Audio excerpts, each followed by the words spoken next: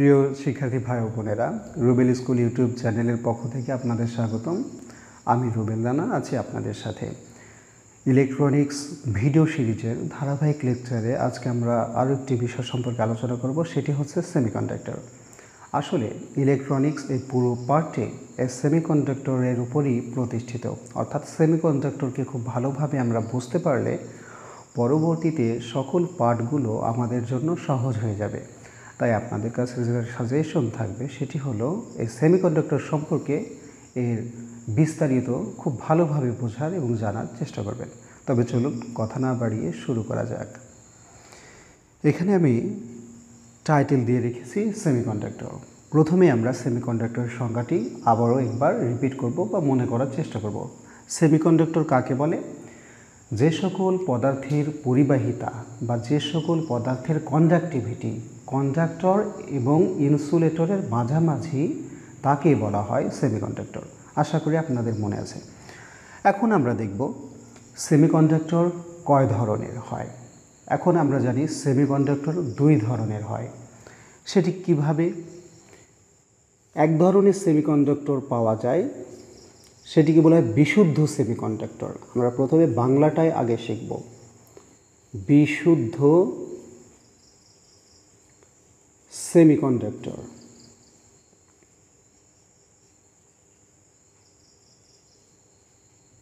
এবং আর এক ধরনের সেমিকন্ডাক্টর পাওয়া যায়, বা এটিকে আমরা কৃত্রিমভাবে তৈরি করি।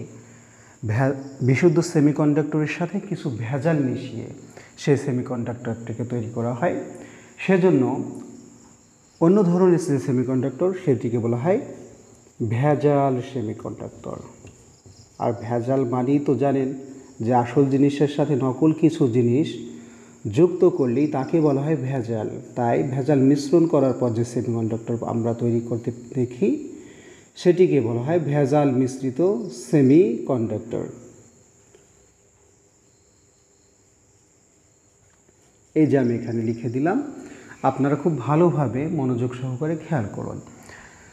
তাহলে বিশুদ্ধ সেমিকন্ডাক্টর যেগুলো আসলে প্রকৃতি থেকে আমরা পাই, প্রকৃতি থেকে প্রাপ্ত যে সকল সেমিকন্ডাক্টরগুলো হয় সেগুলো সবটাই থাকে বিশুদ্ধ সেমিকন্ডাক্টর। আর এই বিশুদ্ধ সেমিকন্ডাক্টরের সাথে যখন আমরা কাজের প্রয়োজনের তাগিদে বিভিন্ন ধরনের অপদ্রব্য হিসেবে ভেজাল মিশাই, তখন সেমিকন্ডাক্টর যে রূপ ধারণ করে বা যে বৈশিষ্ট্য সম্পন্ন হয় সেগুলোকে বলা হয় ভেজাল সেমিকন্ডাক্টর বা ভেজাল মিশ্রিত সেমিকন্ডাক্টর। আর এই বাংলা নামে সেমিকন্ডাক্টর দুটোর কিন্তু ইংরেজিতে দুইটা সুন্দর নাম আছে। সেগুলো হচ্ছে বিশুদ্ধ সেমিকন্ডাক্টরের ইংরেজিতে নাম হচ্ছে ইন্ট্রিনসিক সেমিকন্ডাক্টর। এটি প্রায়শই আপনারা বলতে শুনবেন। এখানে আমি পাশে লিখে দিচ্ছি ইন্ট্রিনসিক সেমিকন্ডাক্টর। আর ভেজাল সেমিকন্ডাক্টরের একটি সুন্দর ইংরেজি নাম আছে, সেটিকে প্রায়শই আমরা দেখে থাকি, সেটি হচ্ছে এক্সট্রিনসিক সেমিকন্ডাক্টর। Extrinsic semiconductor.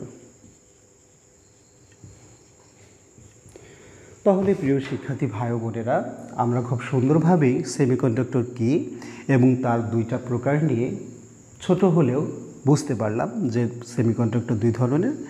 যেটা প্রকৃতি থেকে পাই একদম লিগ্যাল এবং পিওর, সেটিকে বলা হয় বিশুদ্ধ সেমিকন্ডাক্টর। এবং আরেকটি সেমিকন্ডাক্টর যখন আমরা ভেজাল মিশাই তাকে বলা হয় ভেজাল মিশ্রিত সেমিকন্ডাক্টর, আর ইংরেজিতে বলা হয় এক্সট্রিনসিক সেমিকন্ডাক্টর। এই পর্যন্ত।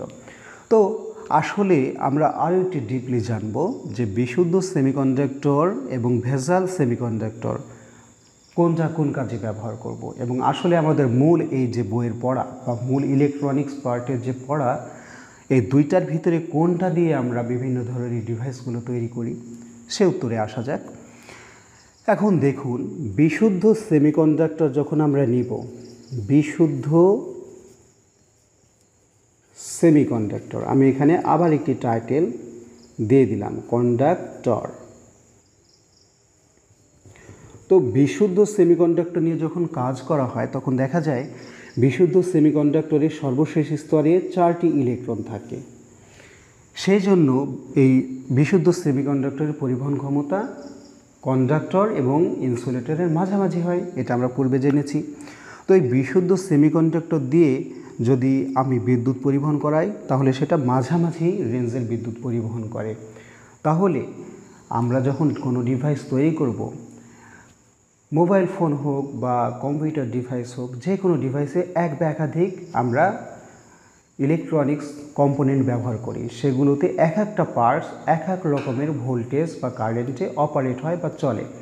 এখন সেই সকল জিনিসগুলোর ভিতরে ভোল্টেজকে এবং কারেন্টকে নির্ধারিত মানে নিয়ন্ত্রণ করার জন্য বিভিন্ন মানের আমাদের ডিভাইস প্রয়োজন হয়, এবং সেগুলোর সাথে আসলে আমরা বিশুদ্ধ সেমিকন্ডাক্টরের সাথে প্রয়োজন অনুসারে ভেজাল মিশাবো। এখন প্রয়োজন অনুসারে ভেজাল মিশালে কী হবে, যেখানে আমার কারেন্ট একটু বেশি প্রয়োজন প্রবাহিত করানোর জন্য, সেই ক্ষেত্রে আমরা বিশুদ্ধ সেমিকন্ডাক্টরের সাথে ভেজাল হিসেবে পরিবাহী পদার্থ মিশিয়ে দেব। তাহলে তার পরিবহন ক্ষমতা একটু বেড়ে যাবে, বুঝতে পেরেছেন? আর যখন পরিবহন ক্ষমতা আমার আরও একটু কম দরকার, সেমিকন্ডাক্টর তো পরিবহন করে মাঝামাঝি, কিন্তু আমার আরও একটু কম দরকার, তখন আমরা বিশুদ্ধ সেমিকন্ডাক্টরের সাথে ভেজাল হিসেবে একটি অপরিবাহী পদার্থকে মিশিয়ে দেব। তাহলে কি হয়ে যাবে, তাহলে তার পরিবহন ক্ষমতা আরও একটি কমে যাবে। আর এরই মাধ্যমে আমরা বিভিন্ন ডিভাইসের মাধ্যমে কারেন্ট প্রবাহকে বা ইলেকট্রনের প্রবাহকে নিয়ন্ত্রণ করতে পারবো। আর এটি তো ছিল আসলে ইলেকট্রনিক্সের সংজ্ঞা, যে সেমিকন্ডাক্টরের ভিতরে ইলেকট্রন প্রবাহকে নিয়ন্ত্রণ করাই হচ্ছে ইলেকট্রনিক্স ইঞ্জিনিয়ারিংয়ের কাজ। সব দিক থেকেই কিন্তু এটি প্রতীয়মান বা বোঝা যাচ্ছে।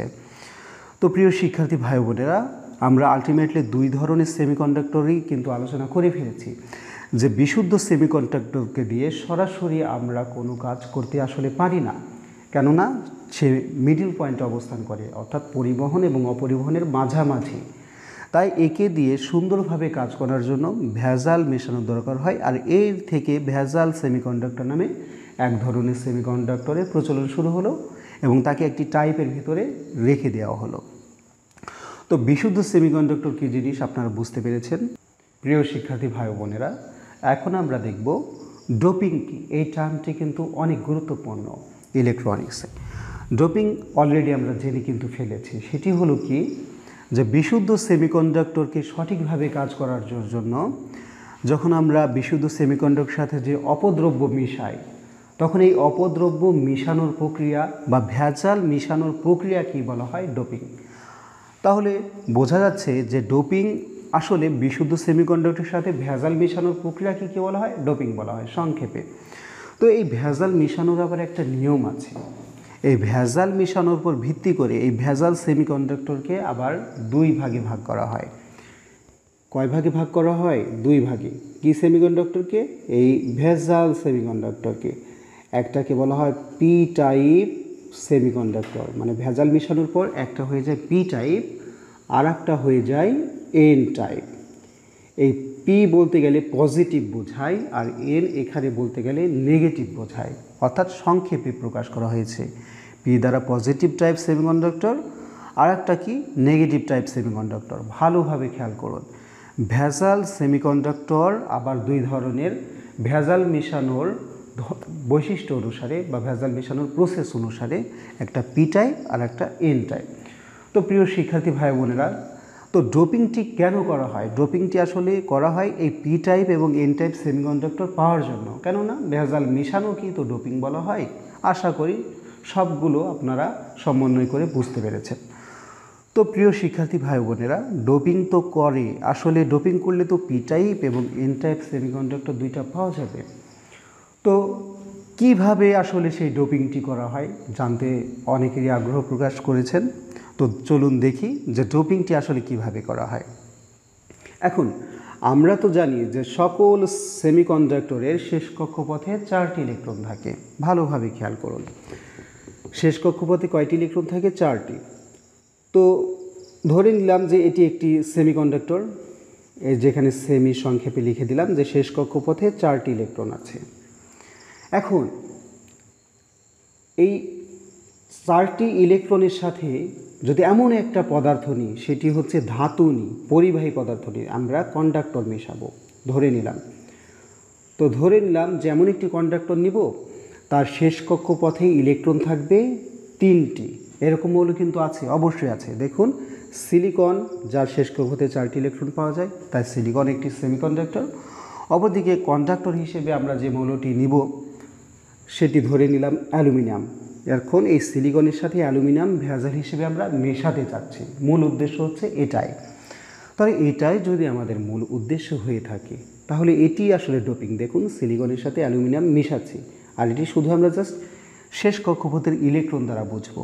এখন দেখুন তো, যখন মেশাবো তখন সেমিকন্ডাক্টর বা সিলিকনের 4টি ইলেকট্রন শেষ কক্ষপথের এবং অ্যালুমিনিয়ামের শেষ কক্ষপথের 3টি ইলেকট্রন। তাহলে মোট ইলেকট্রন হচ্ছে কয়টি? মোট ইলেকট্রন হচ্ছে 8টি।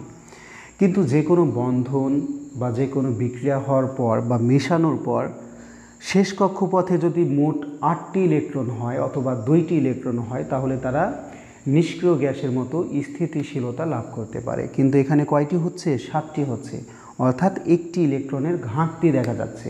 শেষ কক্ষপথের ইলেকট্রনগুলো দিয়ে 8টি বোঝানো যাচ্ছে না। তাহলে এই অবস্থায় দেখা যাচ্ছে যে একটি ইলেকট্রনের ঘাটতি থাকছে। এটি কিভাবে বুঝবো? ভালো করে দেখুন, আমি কিন্তু অনেক কিছু স্কিপ করে যাচ্ছি, আমি চাই আরও একটু বোঝাই, তার জন্য এখানে একটা ড্রয়িং করি। ধরে নিলাম যে এই অ্যালুমিনিয়ামকে আমরা কিসের সাথে মিশাবো? সিলিকনের সাথে। তো অ্যালুমিনিয়ামের শেষ কক্ষপথে কয়টি ইলেকট্রন থাকে? 3টি। এই যে দিয়ে দিই 1টি ইলেকট্রন, এই যে 1টি ইলেকট্রন, এই যে 1টি ইলেকট্রন। ধরে নিলাম যে অ্যালুমিনিয়ামের 3টি ইলেকট্রন আছে। এখন এর সাথে আমরা সিলিকনকে ডোপিং করব বা ভেজাল হিসেবে মিশাবো সিলিকন। সেজন্য যে সিলিকন দিয়ে দিলাম, যে এদিকে সিলিকন, এদিকে সিলিকন, এদিকে সিলিকন। আর ভেজাল মিশালে তো আসলে বেশি মেশানো হয় না, তাই সিলিকনকে আমি অনেক বেশি জায়গায় দিব এবং মাঝে একটুখানি অ্যালুমিনিয়াম দিচ্ছি, এইরকমটা মিনিং হবে। তো এখানেও দিয়ে দিলাম সিলিকন। তো ভালোভাবে খেয়াল করে দেখুন, সিলিকন বা সেমিকন্ডাক্টরের শেষ কক্ষপথে 4টি ইলেকট্রন থাকে। যেহেতু হিসেব হচ্ছে শুধু শেষ কক্ষপথের ইলেকট্রনগুলোকে নিয়ে, তাই এখানেও সিলিকনের শেষ কক্ষপথের 4টি ইলেকট্রনকে আমরা শুধুমাত্র দেখাবো। দেখুন এখানেও শেষ কক্ষপথের 4টি ইলেকট্রনকে দেখাই, এখানেও দেখাচ্ছি, অনুরূপভাবে এখানেও আমরা দেখাচ্ছি। দেখুন চারদিকের সিলিকনগুলোর 4টি করে ইলেকট্রন দেখিয়ে দিয়েছি এবং অ্যালুমিনিয়ামের 3টি দেখিয়ে দিয়েছি। কেননা অ্যালুমিনিয়ামের পারমাণবিক সংখ্যা 13, ইলেকট্রন বিন্যাস করলে 2, 8, 3, মনে পাচ্ছে আপনাদের। তো যখন বন্ধন হয় তখন কি হয়? এই যে অ্যালুমিনিয়াম, এই ইলেকট্রন এবং এই ইলেকট্রন তারা কি করে? তারা একটি বন্ধন সৃষ্টি করে বা পেয়ার গঠন করে। আর এই ইলেকট্রনটি সিলিকনের এই ইলেকট্রনের সাথে একটি বন্ধন সৃষ্টি করে। আবার অ্যালুমিনিয়ামের এই ইলেকট্রনটি সিলিকনের পার্শ্ববর্তী সিলিকনের এই ইলেকট্রনের সাথে একটি বন্ধন সৃষ্টি করে। আর সিলিকনের এই ইলেকট্রনটি এখানে কোনো অ্যালুমিনিয়ামের ইলেকট্রন পায় না। ভালোভাবে খেয়াল করে দেখুন, এখানে কোনো ইলেকট্রন নেই। অ্যালুমিনিয়ামের 3টি ইলেকট্রন ছিল, পার্শ্ববর্তী 3টি সিলিকন পরমাণুর শেষ কক্ষপথের ইলেকট্রনের সাথে বন্ধন তৈরি করে ফেলেছে, কিন্তু এখানে কি? একটি ফাঁকা জায়গা। অর্থাৎ এই ফাঁকা জায়গা থাকার কারণে এখানে একটি ইলেকট্রনের ঘাটতি বলা হয় একে। আর এই ইলেকট্রনের ঘাটতি বা এই ফাঁকা জায়গাটা পজিটিভ চার্জ বহন করে। ভালোভাবে বোঝেন, এখানে একটি ইলেকট্রন ঘাটতি, কেন? এই সিলিকনের ইলেকট্রনটি এখানে কোনো বন্ধন করতে পারছে না, ফলে এখানে একটি ফাঁকা জায়গা আছে।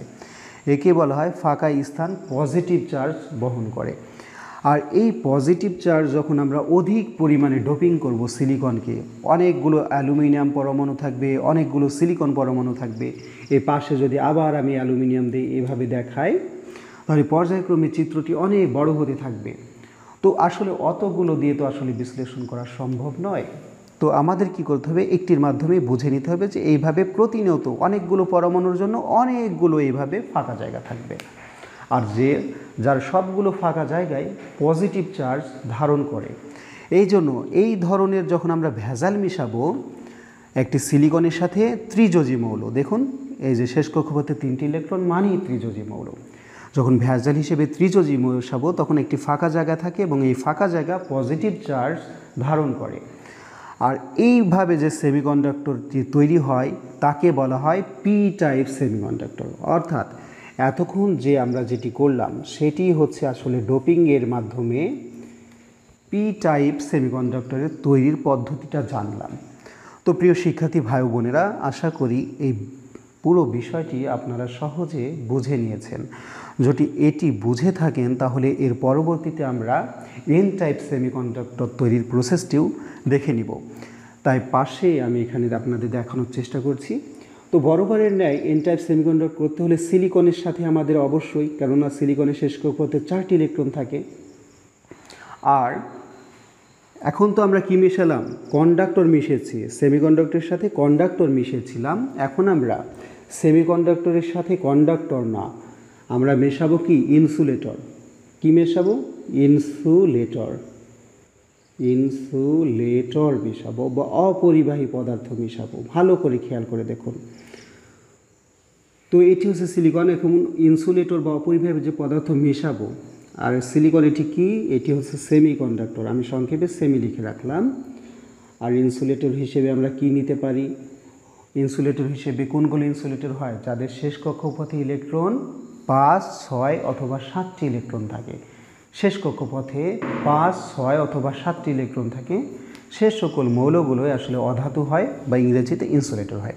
তো এই পঞ্চযোজী মৌল হিসেবে আপনি ফসফরাস নিতে পারেন। আমি এখানে এটি মনে আসলো তাই ফসফরাস নিলাম। ফসফরাসের কত? 15 পারমাণবিক সংখ্যা, ইলেকট্রন করলে 2, 8, 5। এই যে শেষ কক্ষপথে 5টি ইলেকট্রন। আর সিলিকনের কত? 14, এরও ইলেকট্রন বিন্যাস করলে 2, 8, 4। এই যে শেষ কক্ষপথে 4টি ইলেকট্রন। তো আমার যে উদ্দেশ্য, এখন আমরা ডোপিং করব, অর্থাৎ বিশুদ্ধ সেমিকন্ডাক্টর সিলিকনের সাথে ভেজাল হিসেবে পঞ্চযোজী একটি মৌল, সেটি হচ্ছে অধাতু বা ইনসুলেটর। এই যে নিয়েছি পঞ্চযোজী মৌল ফসফরাস, সেটাকে মেশাবো বা ডোপিং করব ভেজাল হিসেবে। তো সেমিকন্ডাক্টর যে সিলিকনের শেষ কক্ষপথের ইলেকট্রন দেখতে পাচ্ছি কয়টি? 4টি। আর অপর দিকে যে আমরা ফসফরাস নিয়েছি অধাতু, শেষ কক্ষপথে ইলেকট্রন আছে 5টি। এই যে 5 নিয়ে নিলাম। তাহলে এখন যদি আমরা ভেজাল হিসেবে ডোপিং করি শেষ কক্ষপথের ইলেকট্রনগুলোর রেসপেক্টে, তাহলে 4 আর এই 5 ডোপিং হওয়ার পরে কয়টি হচ্ছে ইলেকট্রন? 9টি। ভালো করে খেয়াল করে দেখুন। ডোপিং হোক বা রাসায়নিক বিক্রিয়া হোক, শেষ কক্ষপথে 8টি ইলেকট্রন যদি পুজে যায় বা মিলে যায়, তাহলে সেই বিক্রিয়াটি স্টেবল বা স্থির হয় নিষ্ক্রিয় গ্যাসের মতো। কিন্তু এটি তো 8টির উপরে 9টি চলে গেল, একটি অতিরিক্ত ইলেকট্রন থাকছে। তাহলে এটিকে আমরা চিত্রের মাধ্যমে, যেমন এখানে দেখেছি ঠিক এমনটি আবার একটা চিত্র তৈরি করব।